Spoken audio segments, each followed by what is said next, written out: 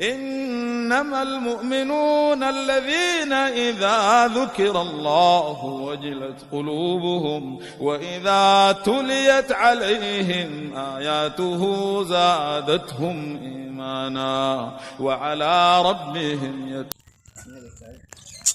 بسم الله والحمد لله والصلاة والسلام على أشرف المرسلين سيدنا محمد وعلى آله وصحبه أجمعين وبعد.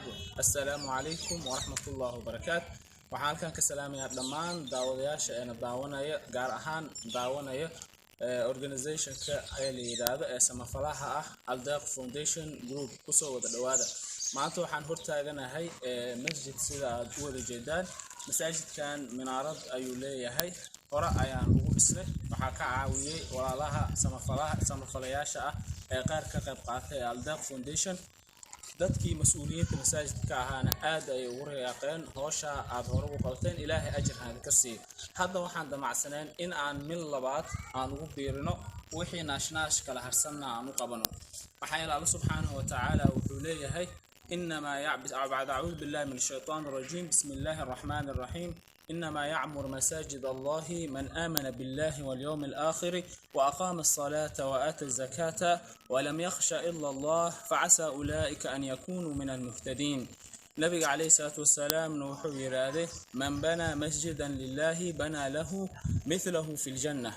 oo aayada waxay ka hadlaysay markuu Allah subhanahu wa ta'ala ka hadlay masaajidada Ilaahay waxa camira mi qof Ilaahay rumaysan iimaananta yawmal aakhira walam oo salaada sidoo kale ooga zakadana bixiyo. marka zakada waxay soo hoosgalaysaa sadaqada in la bixiyo. sadaqada la bixinayo ee qofka gacantiisa furan tahay ayaa masaajidada iyo biyuuta Ilaahay lagu dhisaa. qof camirana waxa uu noqonayaa qofka iimaanka laga helo. walam yakhsha illa Allah, qofkaas oo Ilaahay aan ahayn cid kale ilaahay mooye cid kale aan ka cabsanayn aan ka xishoonayn. sida darteeda facasa ulaa'ika ilaahay wuxuu leeyahay waxa laga yaabaa kuwa an yakunu inay ahaadaan min almuhtadiin kuwa hanuunsan.